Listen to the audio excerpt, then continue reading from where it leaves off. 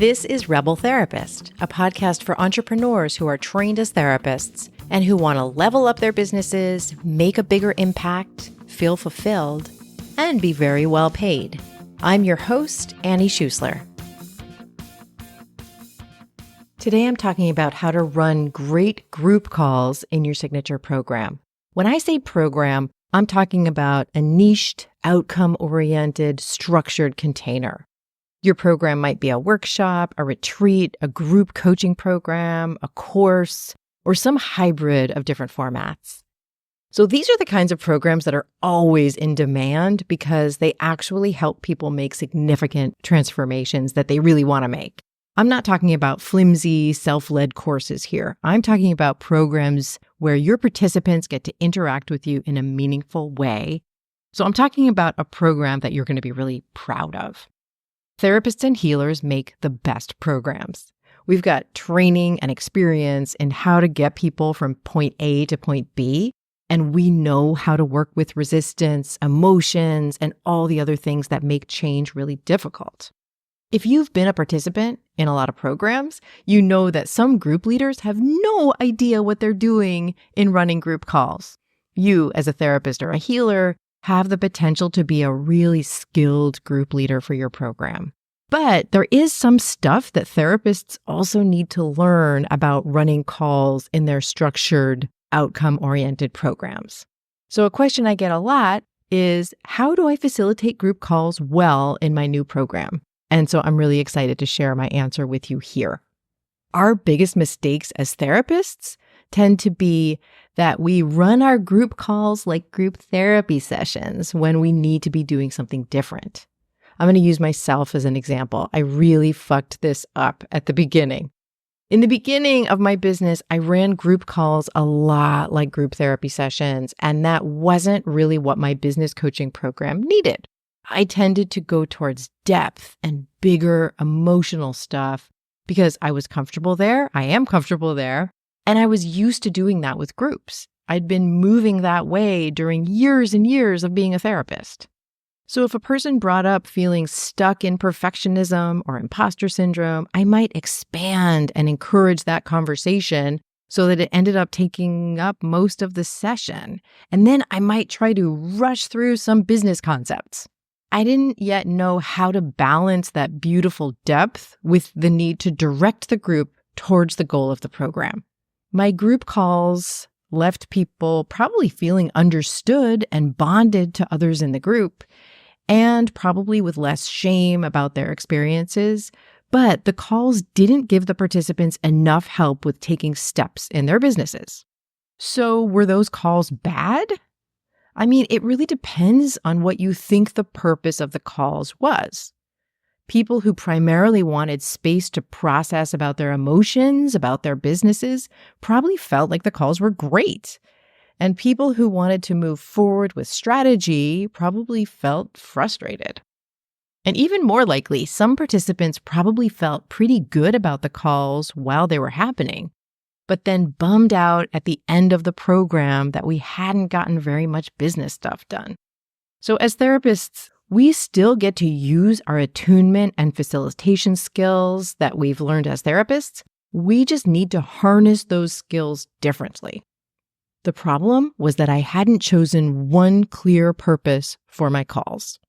That brings me to one of my favorite thought leaders around running groups, Priya Parker. She's an author and a facilitator, and she's not a therapist. Her book, The Art of Gathering, has really changed how I think about groups forever. Priya Parker says that for any gathering, you need to choose one clear purpose. And you definitely need one clear purpose for your program. The purpose of your program is the outcome that it helps people move towards. So for example, let's say your program helps couples in blended families to strengthen their relationships. And by the way, that is a very juicy niche, and I want to encourage you to grab it if it feels right to you.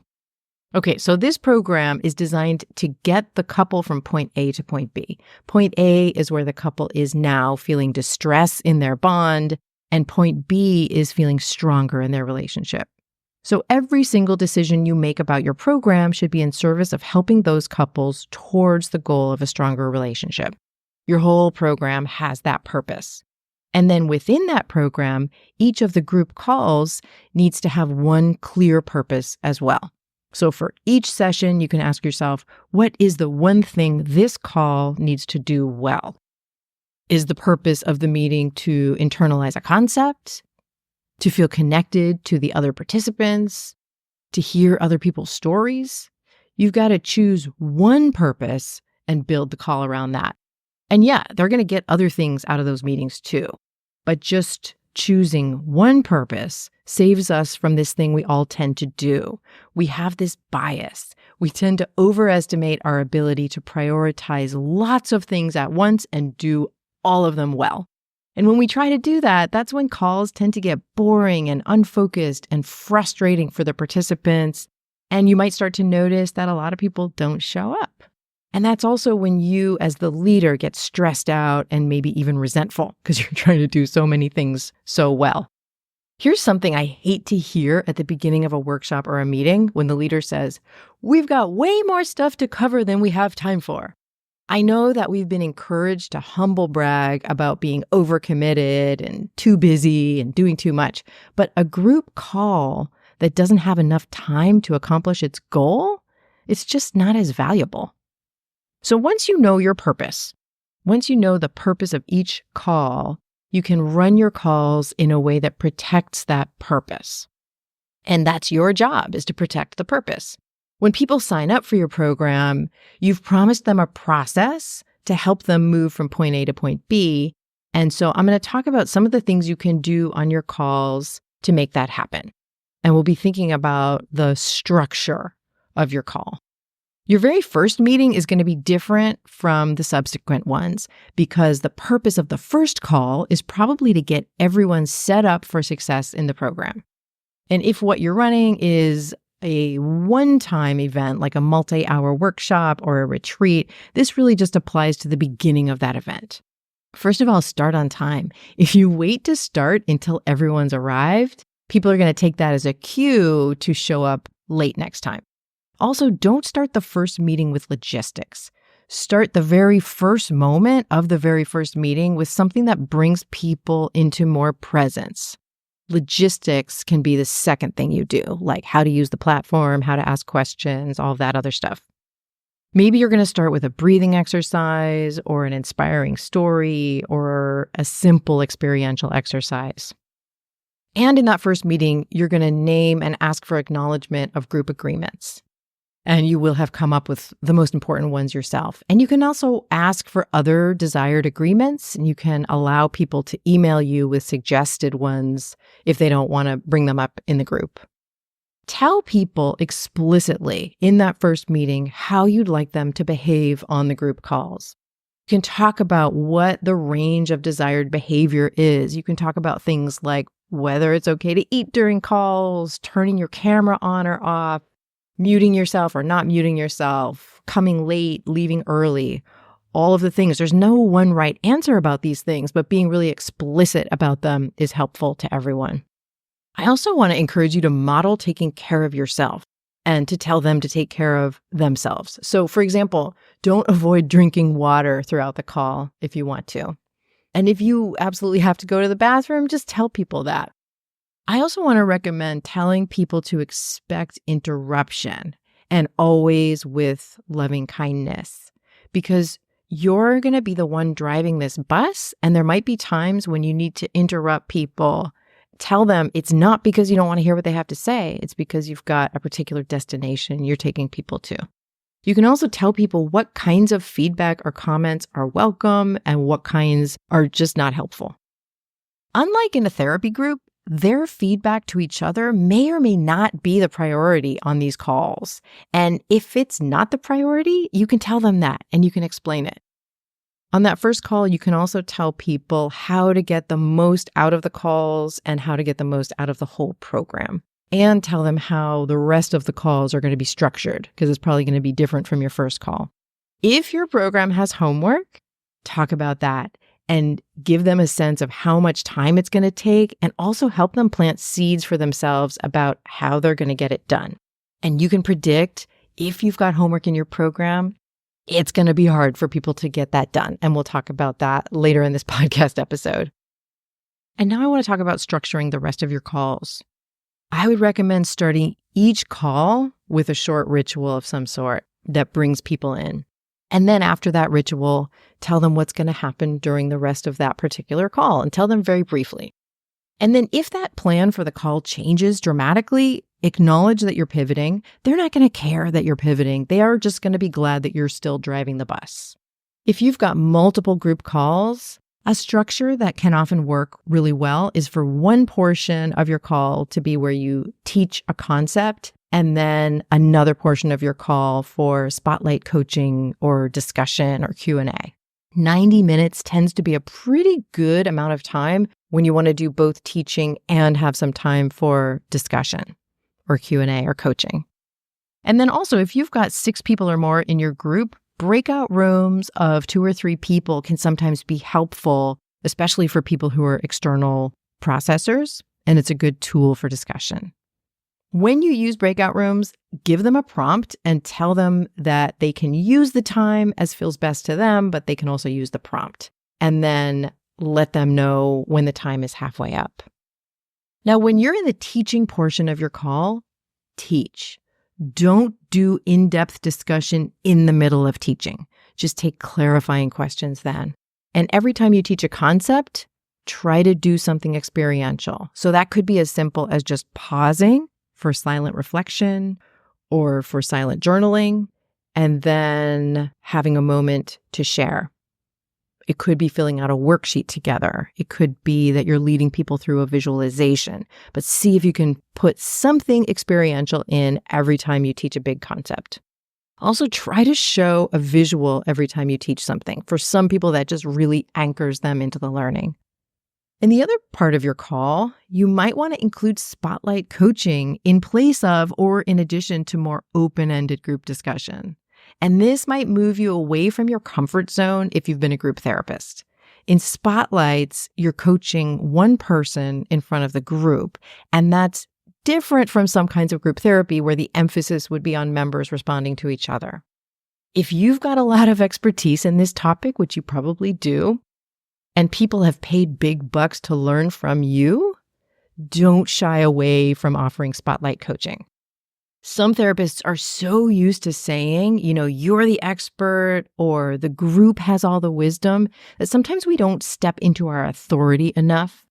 So again, return to the purpose of your group call. If spotlight coaching is going to fulfill that purpose better than open-ended discussion, then do it.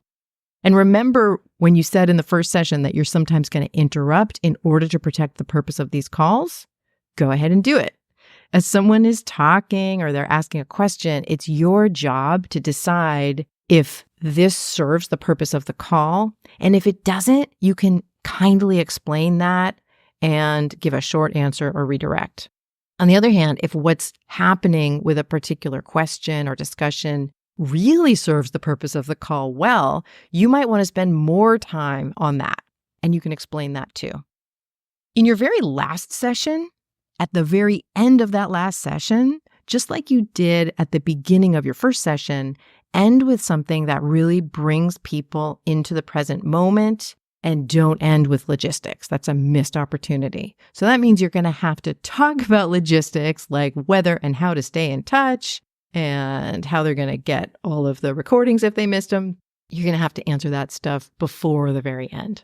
You can experiment with different structures. So I love being a participant in groups, of course. I'm in a group right now where we learn and internalize a new concept every week. So the leader summarizes in one sentence what she wants us to internalize that week, and then she teaches on that, and then we have a discussion to further internalize that concept. In my container, in Create Your Program, people do all of the short video lessons and work between sessions. So that means on the calls, I don't do a lot of teaching. And by the way, I do not recommend that you pre-record videos. I want to recommend that you teach everything live at least the first time you run your program. I taught CYP live a bunch of times before I recorded the curriculum.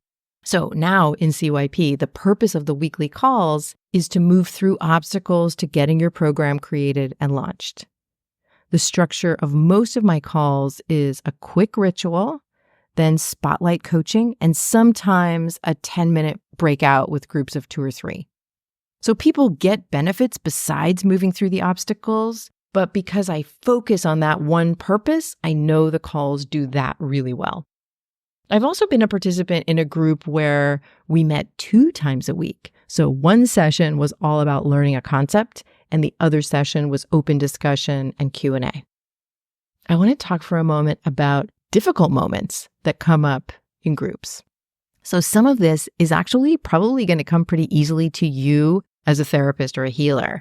You know how to have some really tricky conversations and move through some difficult moments while staying present with yourself and with the other person.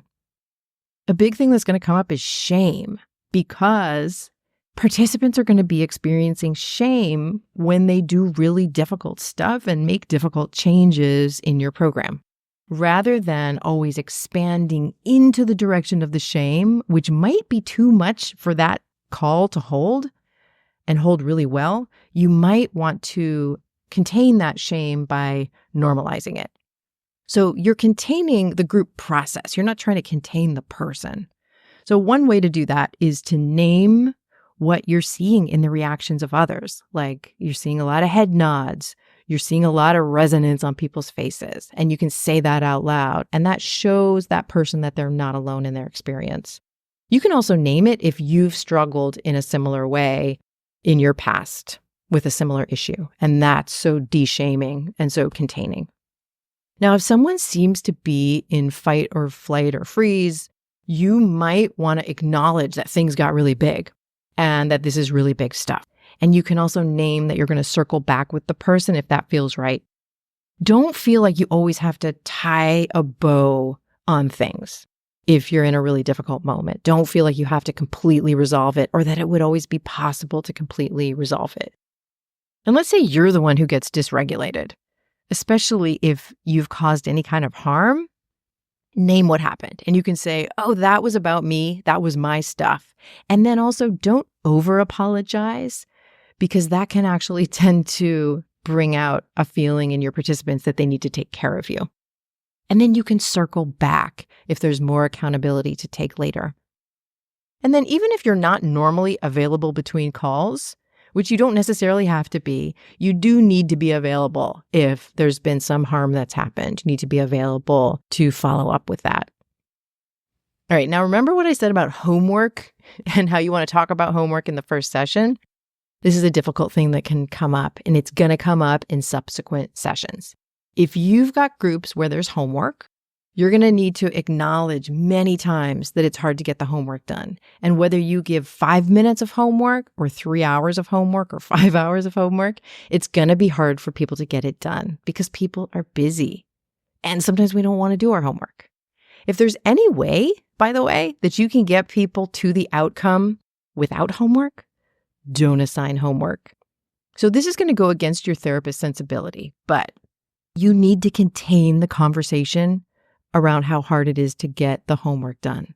Don't allow your program to become a program that's only about how hard it is to do the homework. That's not going to serve the purpose of your group. In my program, there is a lot of homework. The program breaks the homework down into bite-sized pieces, but it's still a lot because people are building their programs. I've got a lot of practice at normalizing the struggle to get things done and strategizing with people about what to prioritize and what to let go of. Something you're going to need in order to get through some of these difficult moments is you're going to need to be willing to be less liked. This is something you might already be good at from being a therapist or a healer. Or if you've been a boss or you've been the parent of a teen, you might have extra practice at this. Running a group program is great for getting over people-pleasing because you cannot please 4 or 8 or 25 people at once.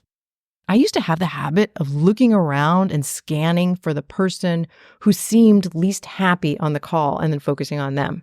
And sometimes, they weren't even unhappy. Sometimes that's just their face when they're learning.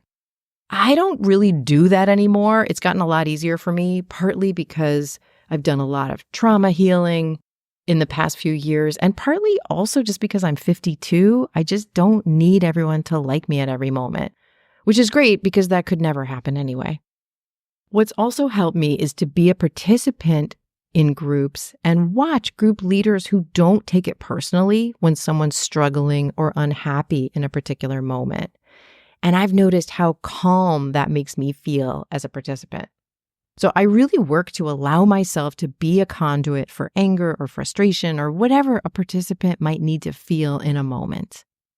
I've watched myself as a participant and noticed when I'm the difficult person, and I'm putting big quotes around difficult person. And I've noticed that it's totally fine and helpful to be redirected in those moments. And then when someone else is the quote unquote difficult person, it's also really comforting to watch the group leader handle it with compassion and clear boundaries. Remember, it's always generous to protect the purpose of the group. I just got to say it again, therapists and healers really do create the best programs.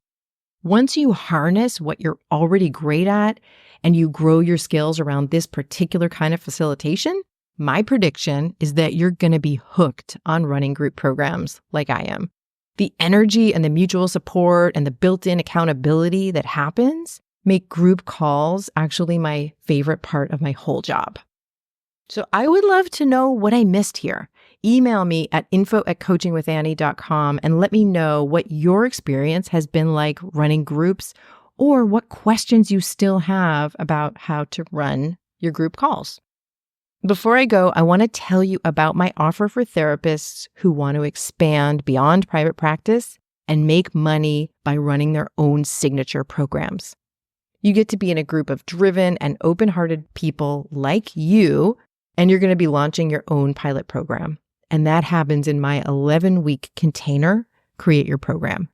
We're enrolling really soon, and it's time to get on the wait list and get ready to join me. So go to rebeltherapist.me to learn more. All right, I'll see you next time.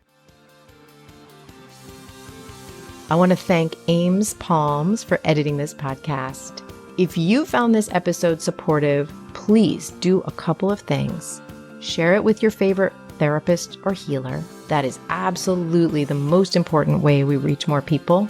And if you haven't already, please hit follow and give us 5 stars. That is so helpful to this podcast. And thank you so much for listening.